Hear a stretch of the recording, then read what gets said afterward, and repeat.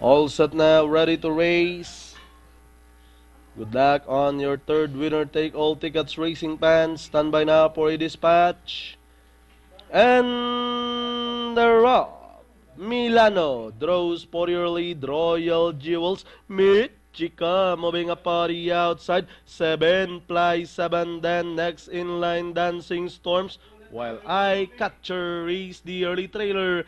About to pass the half mile po. Royal Jewels in command, being joined by Michika from the outside. 7 fly 7 is racing in third. Then by the railport is Dancing Storms. Milano Eye Catcher rounding towards the 450. Two runners keep on padding it out for the lead. Royal Jewel still leading the field. Michika is sorry outside. 7 fly 7. Dancing Storms getting closer by the rail, and down the stretch they come.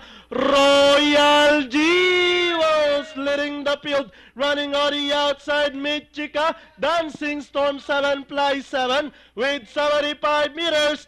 It's Jeff Zarate on Royal Jewels. Michika 7 fly 7. Dancing Storms, Milano, and Eye Catcher comes in last through all the way.